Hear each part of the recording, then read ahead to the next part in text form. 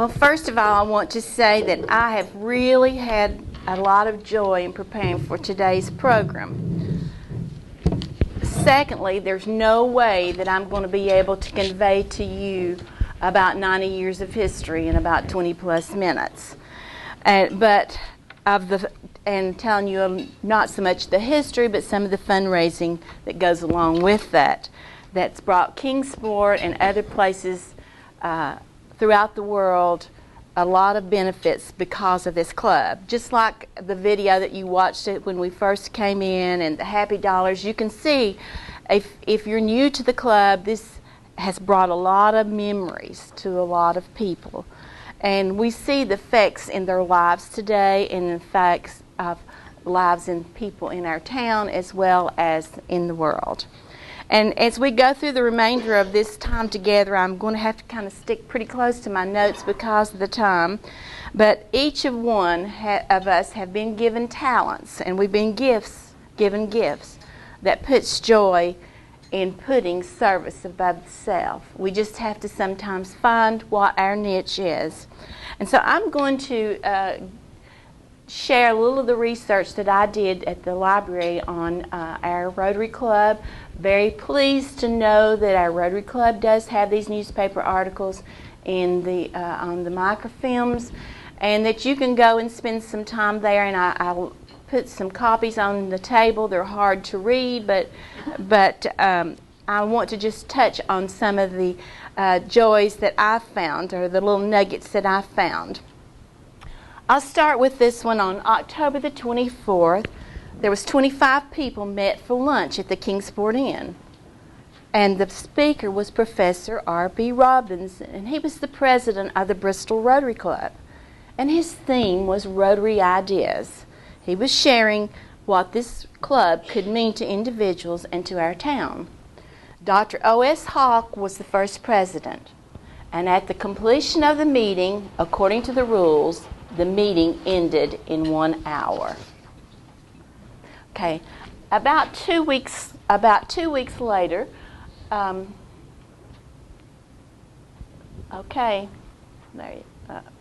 got to go back. About 2 weeks later, and I quote from the December 14th, 1923 newspaper, plates were set for about 150 to 160 Rotarians and Rotariannies. You say, what is a Rotariannie? Well, that was before there were lady Rotarians. And this was a social feast of which there was much respect, and throughout the whole town. It's kind of like the stage that's being set for our chamber dinner. In other words, it was a real sellout. Sounds as if that the Kingsport Inn was the place to be. There was ladies there from Morristown and gentlemen from Greenville, Bristol, and Abington. And there was about 60 Rotarians and Rotariannies from our neighboring city of Johnson City. And they had ridden a special train to the event. You see, our club was chartered through the Johnson City Rotary Club. Now, this event was interspersed with all types of entertainment. Some was vocals, some was the Kingsport Orchestra. There was lots of short talks. And the district governor, William Manley, who was an attorney, a prominent attorney from Nashville, had come up to present the charter and told of the origin and the growth of Rotary in all the Rotary clubs throughout the world. Now this I want you to really think about. And Deb, when you plan our upcoming anniversary dinner, this is the menu. They had oyster cocktail, pickles, celery bouillon, baked fish, Saratoga potatoes, roast young turkey with dressing, cranberry sauce, mashed potatoes, peas in cases. I think that meant in the shells. Steamed cauliflower, butter sauce, hot red fruit salad with whipped cream, Neapolitan ice cream, cake, and coffee. Good menu. Nobody should have left hungry. But the next article well, this one doesn't happen to be an article, but I just want to share with you in September 1930, the president was Shelburne Ferguson's father, whose name was Ferguson. His name was Shelburne also, wasn't it? I believe. And listen to this, guys and girls. He reported there was 100% perfect attendance for the month. And he believes at the meeting prior to that there would have been another 100% because he thinks that person made up. Now, services to our community had a great beginning. There was partnerships built and good things began to happen. The beginning of this was the collection of books of the history of Kingsport. That's when it began. These books were used to promote the economic development in the model city. The first edition was printed in 1939 with 6 more to follow. The book was printed and it was bound, and the paper made right here in our model city. Here's our books.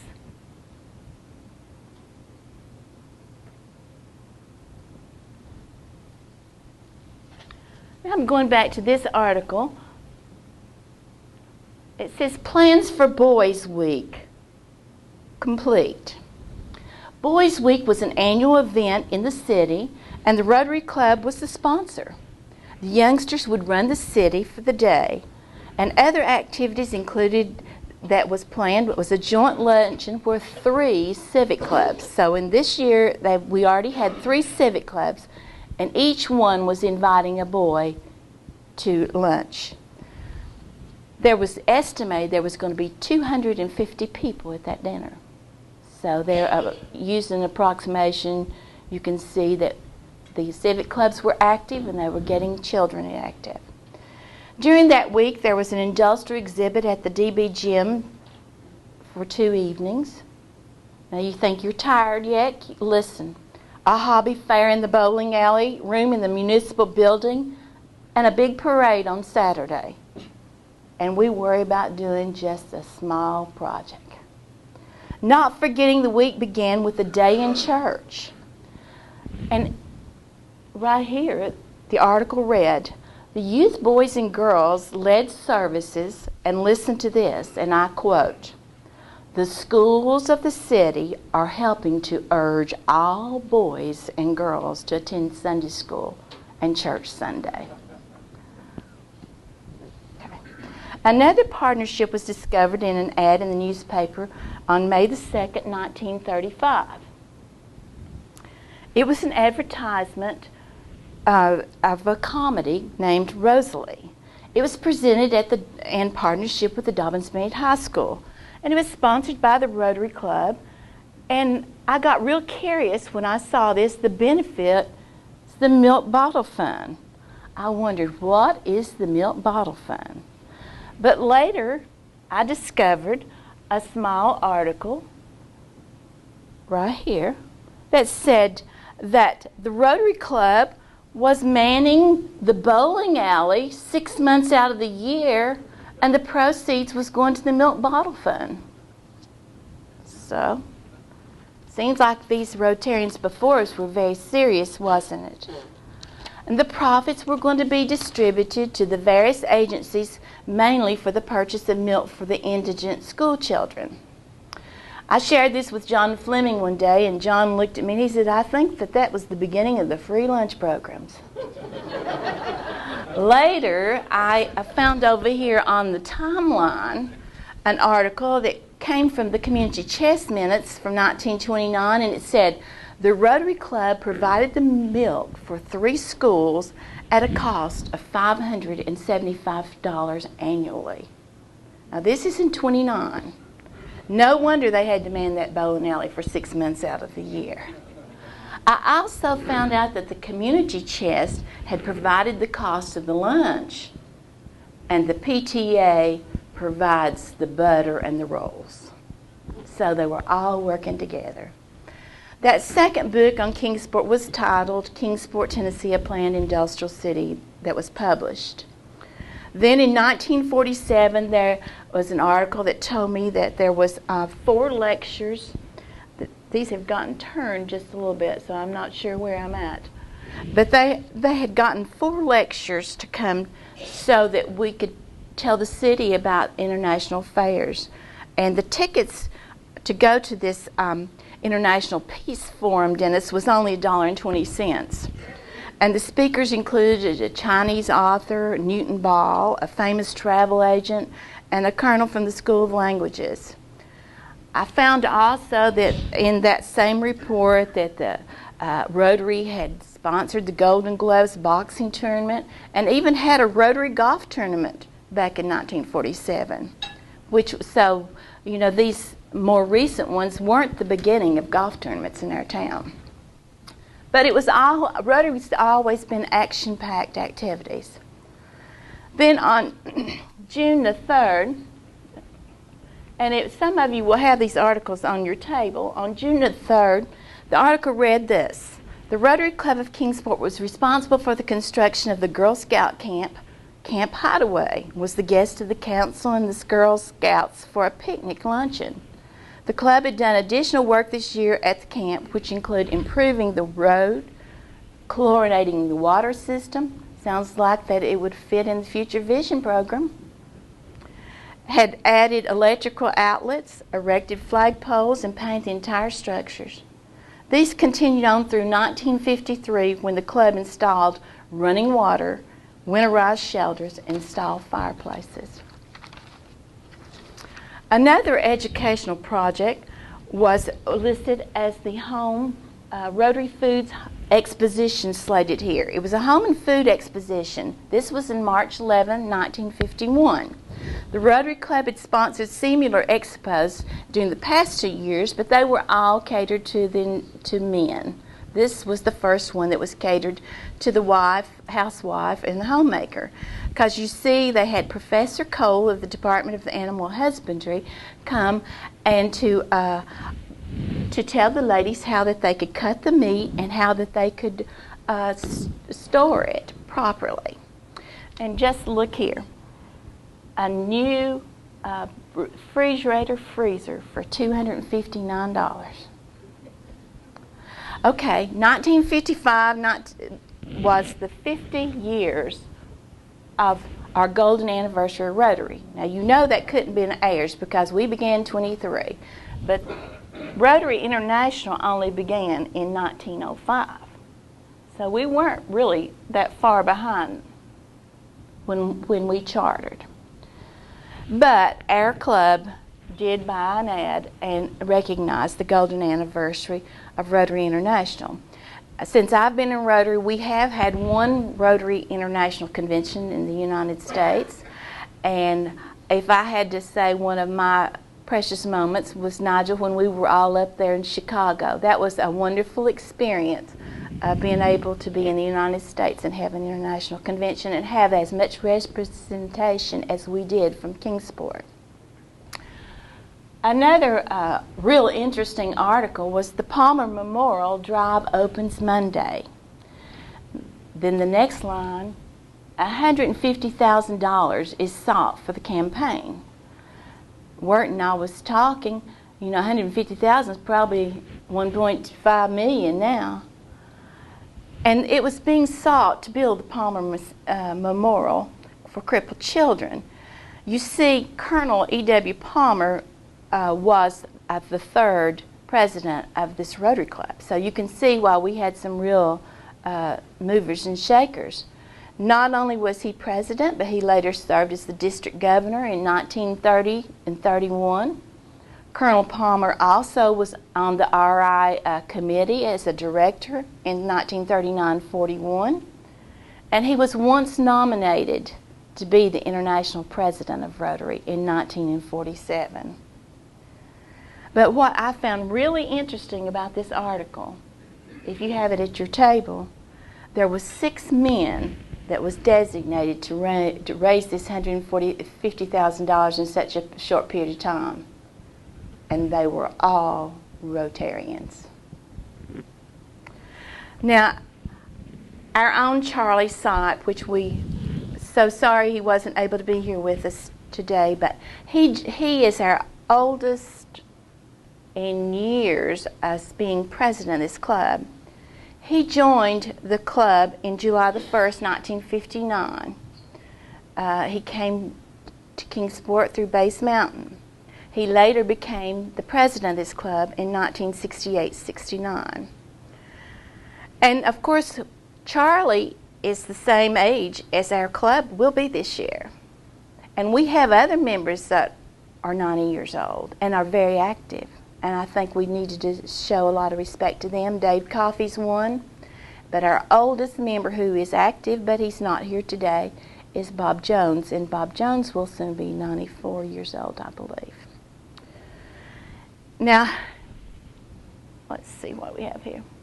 Here's an ad. I just wanted to share that showing you that our books were very, very marketable and was sold in the nice department stores downtown. I've seen ads where they were sold in Penny's. I've seen where they were sold at J. Fred Johnson's, and the cost was $5. Well, our last book that Rotary printed in 1998, we sold it for $19.95. So we're still, it's not a money-making project, but it is something that we hope brings a lot of service into our community.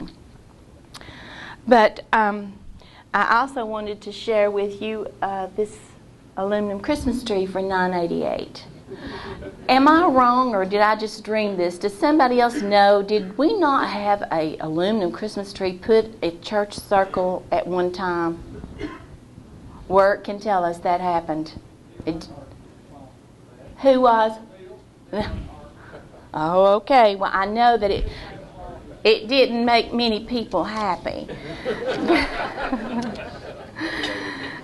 Okay, here's another article. I don't think that I have it on the slide, but this article is about our park. How many of you knew that the dream of having the plaza between the library and the power company was a Rotarian's dream? Did you know that? That was first presented through the Kingsport Rotary Club. Well, just a little history on that. You know, this article shows a little controversy, and I might read a couple lines on it.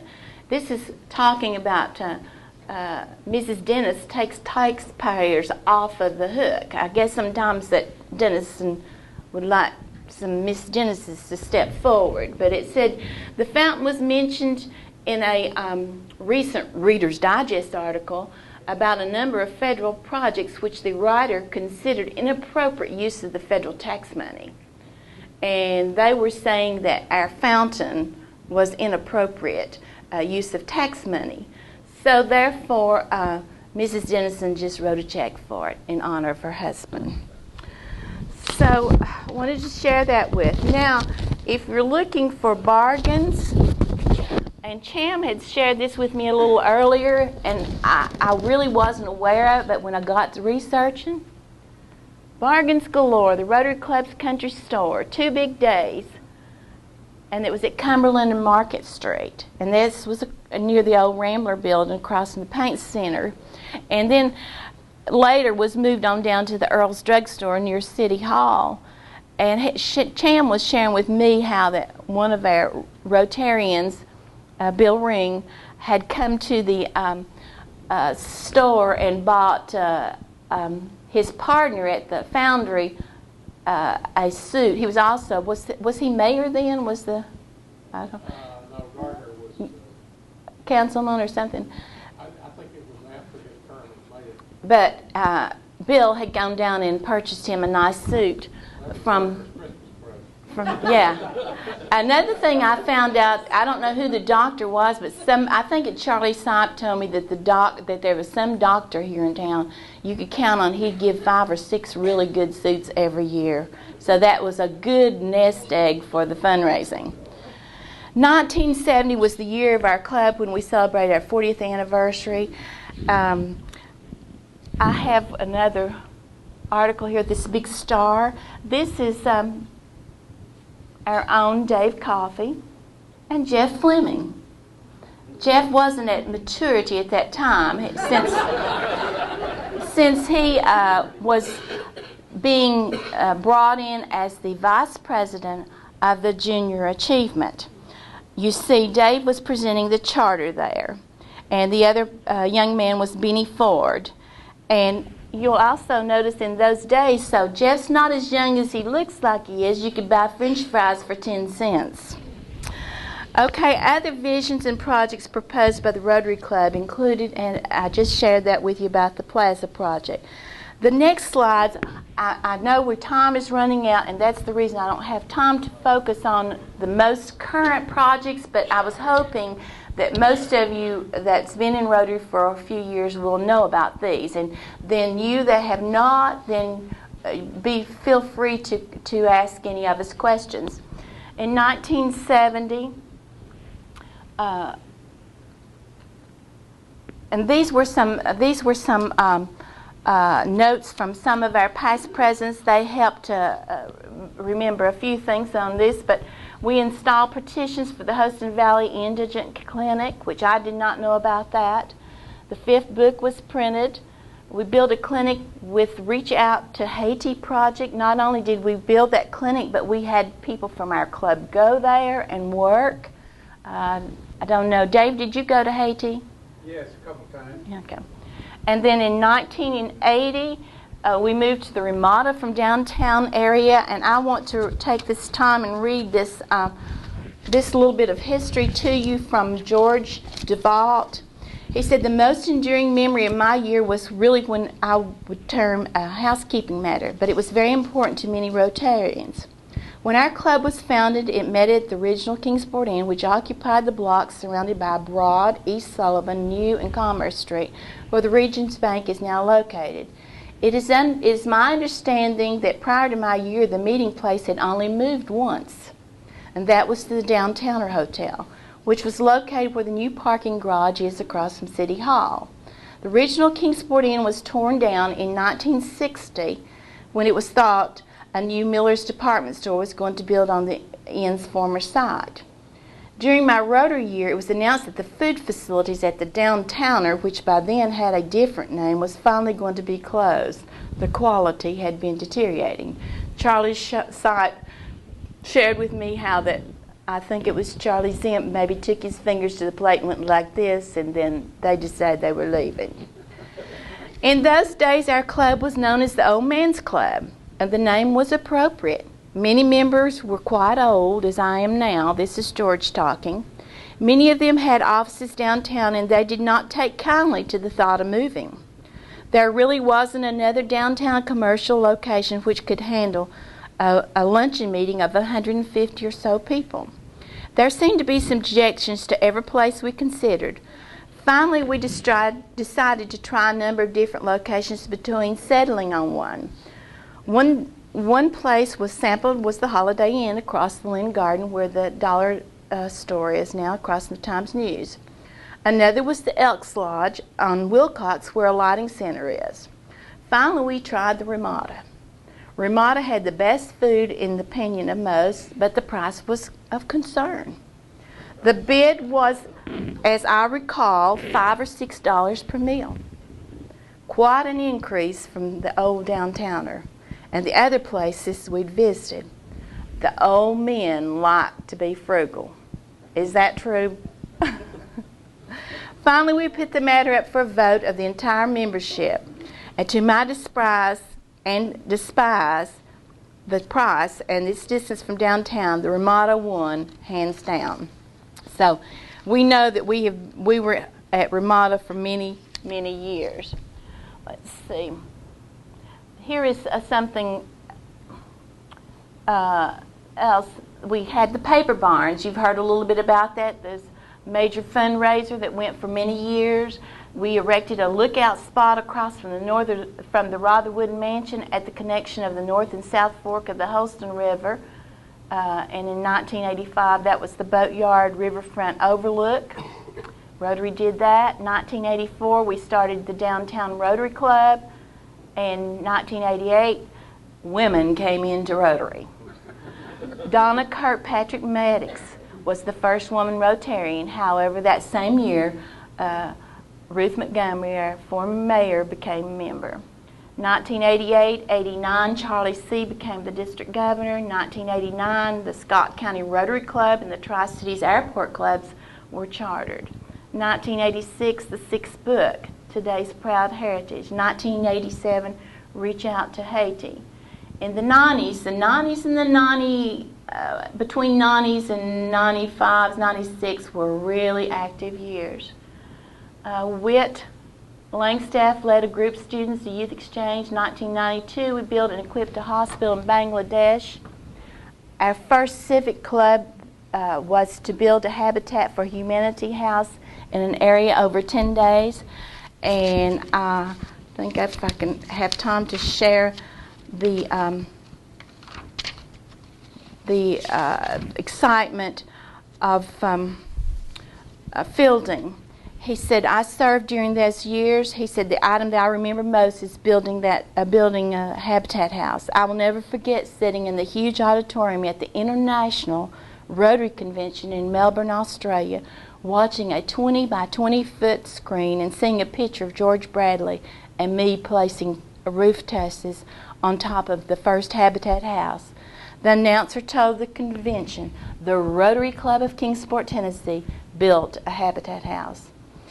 Then he went on to say he remembered the Ponzetta fundraiser starting and how he had the doubts about the project, but it seemed like it had tested the time and had been a primary fundraiser for almost 20 years. And thank you, Gary Bridges, for all that you've done to make that successful. Then thirdly, and this, he said, and this was in 93, the year I came into Rotary, he said, I remember selling T-shirts with the Rotary logo. For years I saw those shirts all over Kingsport, and I still have 2 of these shirts. This was good advertisement for our club and helped to recruit new members. We should probably try that again. And he said he believed that I was the driving force behind that.